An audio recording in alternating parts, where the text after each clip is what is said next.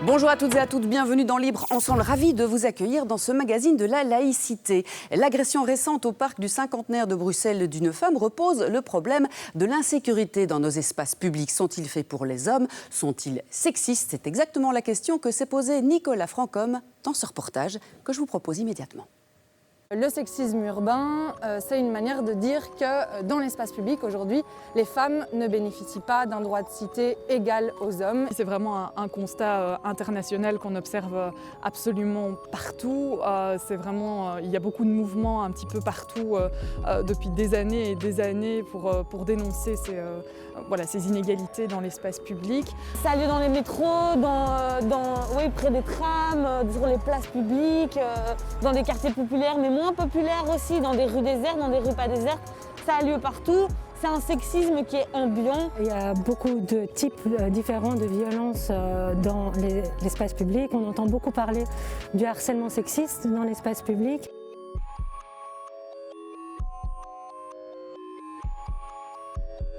Quand on parle de genre et de ville, et plus spécifiquement d'urbanisme et d'espace public, on parle de sexisme urbain, mais aussi d'égalité urbaine.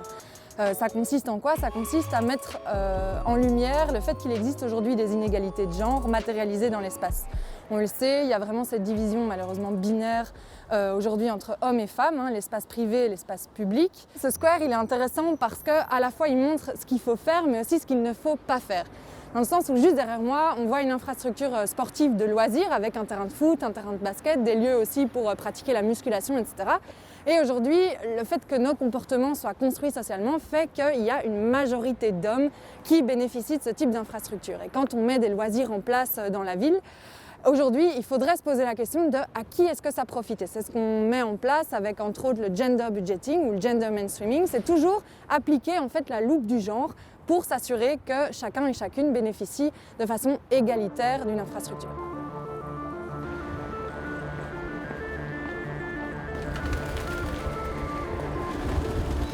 On est dans le jardin aux fleurs. C'est un lieu que j'affectionne particulièrement à Bruxelles parce que justement, au niveau du genre, il est super intéressant.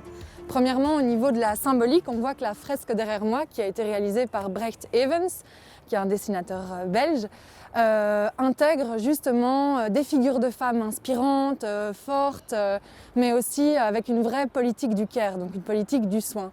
On va autant voir des femmes racisées qui sont ensemble, qui font de la musique, une sorcière en train de dompter un tigre, ou encore une surfeuse. Vous allez bien? Ouais. Il y a 2. Avant, il y a 12. 12? Maintenant, il reste 2. Elles sont mortes? Bientôt, il va partir. Ah, elles vont partir où? C'est trop dommage Oui, si 3 ça ans. s'arrête. Et les profs, ils sont fâchés. Il m'a dit, il n'est pas normal, le monsieur là. Il m'a dit, c'est moi qui coupe des animaux. On va sur une place où il y a une statue assez particulière parce que, on le sait au niveau de la symbolique, on demande aussi qu'il y ait plus de représentation de femmes, qu'il y ait aussi plus d'artistes femmes qui soient financées pour les fresques du parcours BD, pour les œuvres d'art dans l'espace public, pour le métro aussi. Mais ça peine encore à se mettre en place. Et on voit aussi des réminiscences en fait, d'œuvres assez problématiques, on va dire, parce que soit en fait, les femmes représentent des concepts, elles n'ont pas de nom, elles sont seins nus, c'est la patrie, la liberté, la justice. Ou alors, et là c'est très fort sur la statue que je vais vous montrer, il n'y a tout simplement pas de femmes. On a de nouveau un exemple de ce qu'il ne faut absolument pas faire en termes d'égalité urbaine et de représentation des femmes, puisqu'ici on a une fontaine qui propose en fait une illusion d'optique. Si vous regardez les contours de la fontaine, en fait on a des profils de visage, moi je dirais plutôt de femmes qui se dessinent.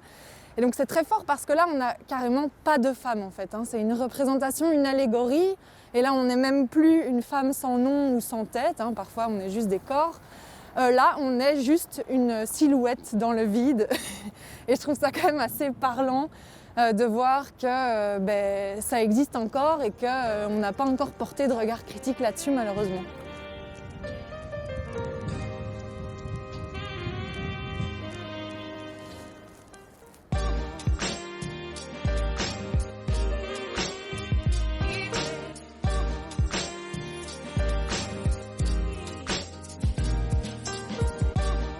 On constate que les femmes ont tendance à utiliser l'espace public comme une espèce de couloir, donc qui relie un point de départ à un point d'arrivée, tandis que les hommes sont beaucoup plus libres d'occuper l'espace public, en tout cas se sentent beaucoup plus libres d'occuper l'espace public. Et donc du coup, on a une utilisation tout à fait différente, ce qui prouve bien que l'espace public n'est pas suffisamment pensé de manière inclusive et égalitaire.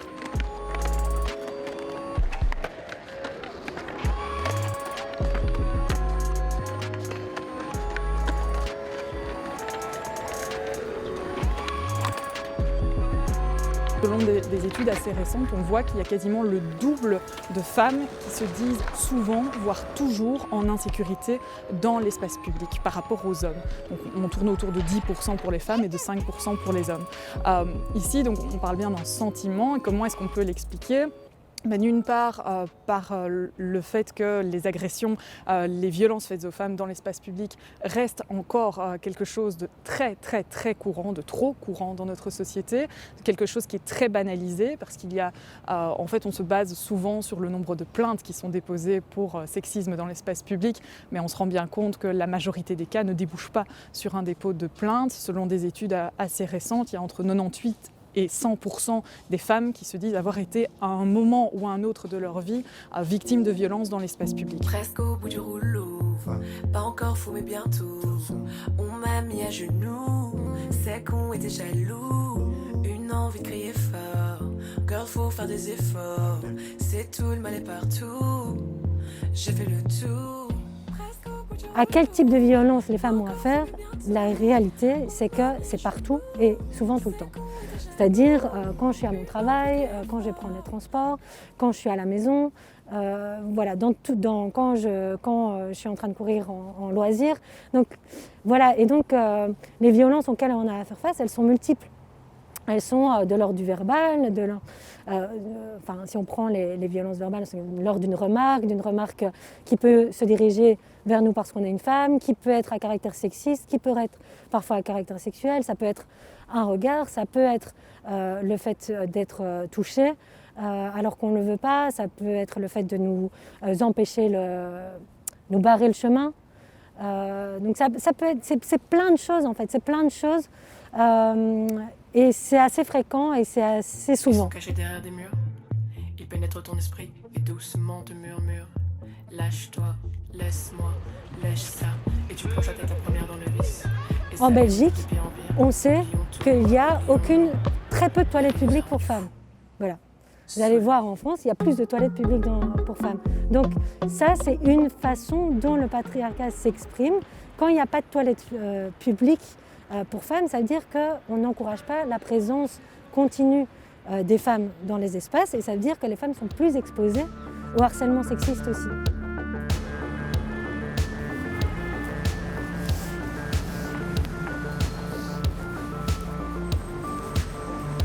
Touche pas à ma pote crée des campagnes de sensibilisation mais fait aussi des animations dans des écoles et on travaille avec la Ligue d'improvisation belge où on vient dans des classes et pendant 2 heures, on met en situation, on joue des scènes de harcèlement de rue. Et comme ça, on apprend aux élèves à les conscientiser, à les informer, à ce qu'ils se rendent compte que c'est pas normal qu'il y ait un sexisme comme ça, ambiant, et que les femmes doivent faire face pendant toute leur existence à un sexisme quotidien.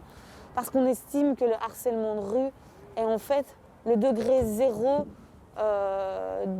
du continuum du sexisme qui a lieu dans toutes les strates de l'existence des femmes.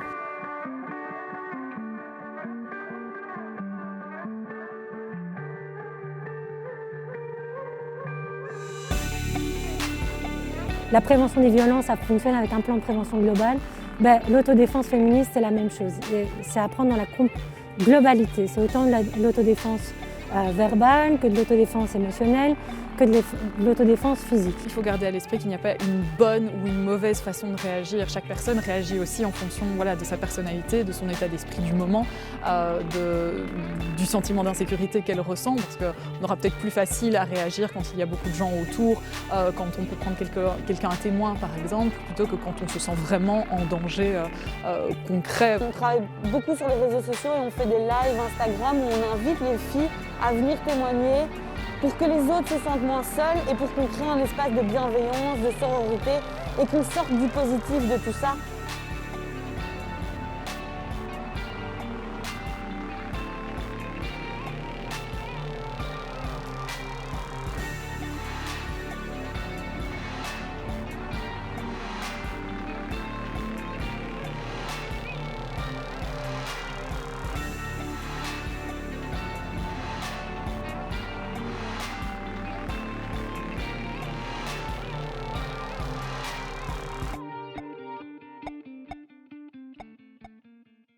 Pour revoir ce reportage et bien d'autres, je vous invite à nous rejoindre sur le site internet www.laïcité.be. Bonne soirée à tous et à très bientôt pour un autre rendez-vous de la laïcité.